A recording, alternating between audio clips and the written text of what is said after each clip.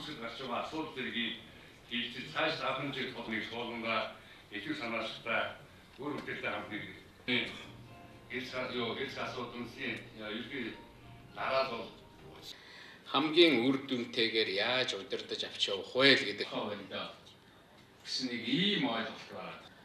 Хүмүүс бид нар бүгдээ маш их суралцсан. Тэр хүмүүсийн авч байгаа мэдээлэл тийм хэмжээнд бий болж төлөвшөж чадлаа гэдгийг бас хэлэх ёстой. Анхаарах ёстой хоёр их том дутагдал гэдэг юм уу? Хоёр том одоо засах ёстой зүйл байгаамаа. Энэ 2009 онд гарч ирээд иргэдийн оролцоо сан гэдэг нэг зүйлийг бий болгосон. Би ганцхан жишээгээр хэлж байна. Олон зүйлийг ярьж байна. Хоёр хийж байгаа зүйлээрээ бахархдаг ийм болж эхэлж байгаа. Амьдрах хүн айтаас амьдрал явах сайхан болгонд бүрдэж байгаа юм биш. Заавал би гадагшаа явж байгаа юм. Олон аймаг дээр гарч байгаа шүү. Өөрсдөө мэдж байгаа. Тэндээ очиж амьдрий. Бидний сонгож авсан зам бидний явж байгаа өнөөгийн нэг нийгмийн байдалтай холбоотой зүгээр хоёр зүйлийг хэлье гэж ингэж бодсон. Нэг юм хоёр хэсэг ойлголт яваад байгаа. Нэг хэсэг нь за бидний сонгосон зам бол зөв ерөөсөө үгээр явах ёстой гэсэн итгэцэн тэр нь бүр догма болчихсон. Ийм нэг хэсэг яваад байгаа. Өмнө бид нар дээхэн үед одоо хуучин үзэлтэн гэж хуучинсаг үзэлтэн гэж ярьдаг байлаа шүү дээ. Яг бүр нэг тийм хэлбэр рүү орцсон. Гэтэл дэлхийн нийт орчин нөхцөл бол маш их өөрчлөгдөж байгаа. Тэгэхээр бидний сонгож авсан зам гэдэг энэ ойлголт бол монголчууд улс нийгмээ энэ амьдралаа хамгийн үр дүнтэйгээр яаж удирдах авч явах вэ гэдэг асуудал шүү дээ. Түүний эрэл хайгуул байгаа. Тэгэхээр тэр хамгийн үр дүнтэй удирдлагад орон нутагт ч бай, төвдөж бай нийцэхгүй байгаа бол бид нар явж байгаа зүйлүүдээ солиод, өөрчлөөд, шинжилээд явах ёстой гэсэн нэг ийм юм байна. Хоёр дахь нэг хэсэг зүйл бол ерөөсөө бүх юм болохоо байцглаа. Одоо орнгоор нь л өөрчлөхгүй бол эргүүлэхгүй бол болохгүй байна. Миний ярьж байгааг л хийхгүй бол ингээд болохоо боллоо гэсэн нэг ийм ойлголт байгаа. Тэгэхээр эндээс зүгээр нэг дүгнэлт хэлэхэд өнгөрсөн энэ хугацаанд 26 жил энэ одоо шин нийгэм энэ зүйл рүү бид нар шилжээд 26 жил болж байхад хүмүүс бид нар бүгдээрээ маш их суралцсан. Тэгээд нийгэм маань өөрөө маш их хэрсүү болсон гэдгийг ойлгох хэрэгтэй. Бас тийм нийгэмдээ наалдацгүй, халдацгүй тийм зүйл яриад нэг нийгэм маань хүлээж авч чадахгүй. Тэгэхээр зүгээр би эндээс юу гэж хэлэх гэж байна гэвэл өнөөдрийн энэ тогтолцоо улс төр энэ чиглэл болвол сайжрах тал руугаа цаашаа явах байх. Нэх их унаад айхтар муутчихгүй байх. Бас нэх айхтар солигдоод өөр болоод мундаг болчихгүй байх. Ер нь ерөнхий гол дүн нуруу бол энэ чигээрээ л цаашаа үргэлжлэнэ. Мэдээж энэ түрүүчийн миний хэлдгээр өөрчлөлт шинжилэлт цаашаа ингэж явах нь ойлгомжтой. Ягаад гэвэл нийгмийн суурь маань хүмүүсийн ойлголт маань тэр хүмүүсийн авч байгаа мэдээлэл тийм хэмжээнд бий болж төлөвшөж чадлаа гэдгийг бас хэлэх ёстой. Тэгээ зүгээр дээрэс нь би нэг аливаа амжилттай нийгэмд байдаг нэг зүй тогтол байна. Ямар ч нийгэм бай, ямар ч нэгтэй бай. Тэгэхээр энд би зүгээр 3 зүй тогтол эхэлж хэлье гэж бодсон. Нэгдүгээрт нь хүний эрх хэрэгчлөөт байдлыг хүндэтгэж байна. Эрх хэрэгчлөө үүрэг хариуцлага гэдгийг ижил тэнцүү авч үзэж байгаа. Манайх үүрэг хариуцлага гэдэг талаа их орхигдуулсан. Иргэн дээр ч бай, албан тушаалтан дээр ч бай. Тийм учраас эрх хэрэгчлөө үүрэг хариуцлагыг ижил тэнцүү авч явдаг. Хоёрдугаарт нь хуулиар засаглах ёсыг, хуулийн засаглалыг л хатуу мөрддөг. Хууль биелүүлдэг, хууль биелүүлээгүй зөрчсөн бол, ялангуяа албан тушаалтан зөрчсөн бол хариуцлага хүлээдэг. Хинч хуулийн гадна, хинч хуулийн дээр биш гэдэг ойлголт байна. Энэ бол амжилттай явж байгаа нийгмийн бас нэг зүй тогтол. Гурав дахь нэг зүй тогтол бол иргэдийн оролцоо, санаачлагыг дэмждэг. Нэгэн тал дээр иргэдийн өөрсдийнх нь байгуулж байгаа сайн сайхан явахын төлөө явж байгаа нийгэм учраас түүнийг дэмждэг нэг ийм 3 зүй тогтол байна.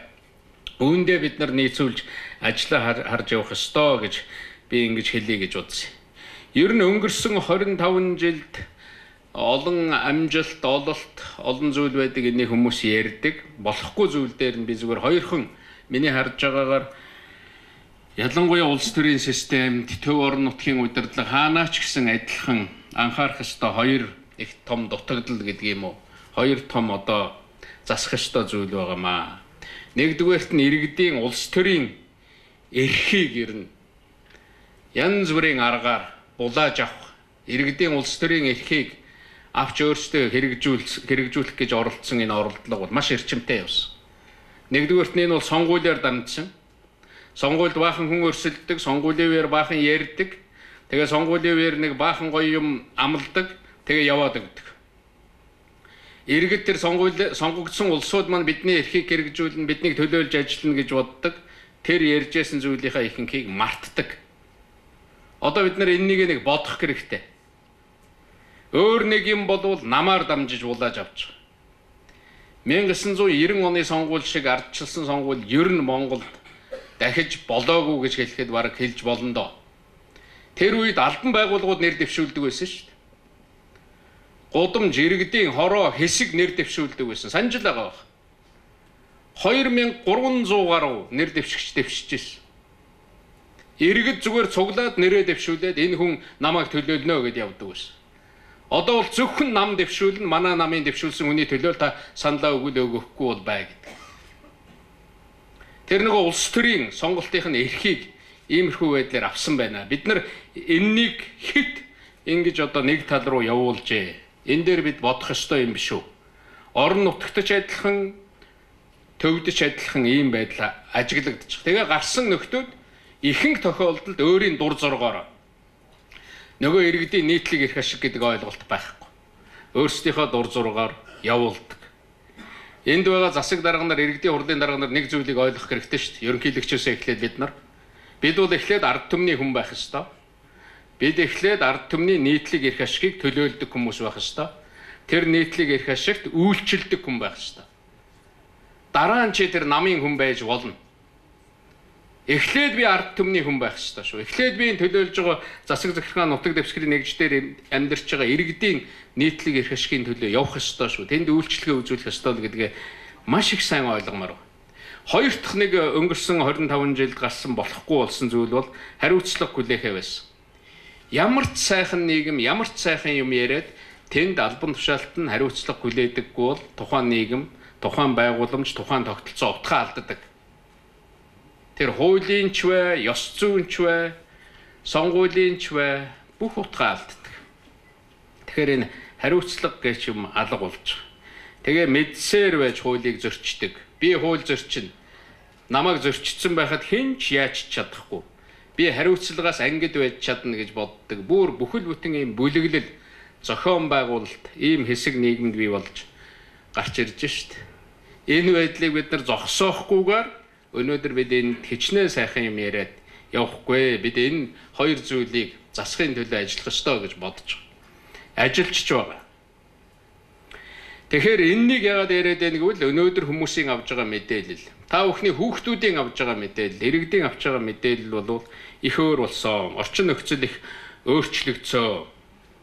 Тийм учраас бид нар энэ орчин нөхцөл, энэ байгаа зүйлдээ тааруулж, ирээдүгээ харж, нөгөө талаас үнэт зүйлээ эрхэмлэж цаашаа явах ёстой л гэж бодож байгаа. Миний харж байгаагаар юун дээр амжилт гараад байна гэхээр иргэдийн оролцож бүтээж хийж байгаа зүйл дээр л амжилт гарч байгаа. Би энд одоо та бүхний хамгийн ярих дуртай хөндөж магадгүй гэж бодож байгаа хамгийн одоо ярих дуртай сэдв бол нэг орон нутгийн хөгжлийн сангийн асуудал байна. Энэ тухай 2009 онд гарч ирээд иргэдийн оролцоо хэрэгтэй. Монголчууд бол иргэний нийгмээ байгуулж байгаа. Иргэд оролцдоггүй иргэний нийгэм байж болохгүй гэж ярьсаар байгаа, зөвлөгөөн хийж зүтгүүлсээр байгаа, хуулинд өөрчлөлт оруулаад энэ орон нутгийн хөгжлийн сан гэдэг нэг зүйлийг бий болгосон. Би ганцхан жишээгээр хэлж байна. Олон зүйлийг ярьж болно. 2013 оноос эхлээд тодорхой томьёогоор мөнгө хуваарлж эхэлсэн. 2014 онд өгсөн, 2015 онд өгсөн. Улаанбаатараас орон нутагтаа очиод амраад ирсэн хүн хүртэл ярьж байгаа. Тэнд аймагаас сум руугаа очисон хүн хүртэл ярьж байгаа. Сум дээр амьдарч байгаа хүн хүртэл ярьж байгаа. Үнэхээр манай сум аймаг нэг нүрээ угаасан юм шиг боллоо. Шин юм шиг боллоо. Ажил хийгдэж гин гэж ярьдаг болсон. иргэдэд эрхийн өглөө гэж яриад орхиж болохгүй. Тэнд санхүүгийн эрх байхгүй бол орон нутагт энэ санхүүгийн эрх очихгүй бол иргэдийн гар дээр энэ асуудлыг шийддэг, оролцож шийддэг эрх очихгүй бол юу ч шийдэгдэхгүй. Бүх сум, дүүрэг, Улаанбаатар бүгд адилхан шүү дээ. Маш их зүйл хийгдсэн. Тэгээ дээрэс нь маш их зүйлийн цаана нэг их сайн юм гарч ирж байгаа. Энэ бол хамтын амьдралын соёл бий болж байгаа. Соёл төлөвшөж байгаа. Нэгэн тийм боломж үүсээд ирэхээр хүмүүс чинь ирээдүгөө ярьж эхэлдэг, төлөвлөгөөгөө гаргаж эхэлдэг. Тэгээ бүтээдэг, бүтээж байгаа зүйлээрээ нийлээд хийж байгаа зүйлээрээ бахархдаг. Ийм болж эхэлж байгаа. Бүр нэг хүн ярьжсэн, гаднаас нэг залуу ирээд аймаг дээр очиж байж байгаа гадагш явах гэснээр ерөөсөө би аймагтаа үлдлээ. Би эндээ үлдээ. Манай аймагт чинь амьдрах хүн аятайхан амьдраад явах сайхан боломж бүрдэж байгаа юм биш үү? Заавал би гадагшаа явж яах юм? Одоо та бүхэн мэдж байгаа Улаанбаатар руу нөгөө хөдөөнөөс нүүдэг нүүдэл нэг үе болоход бүр татраад эргээд аймаг руугаа эргээд сум руугаа очдог ийм үзэгдлүүд нэлээд олон аймаг дээр гарч байгаа шүү дээ. Өөрсдөө мэдж байгаа. Тэндээ очиж амьдрий. Энд утаанд, энд төгжрээнд байгаад яхав гэсэн.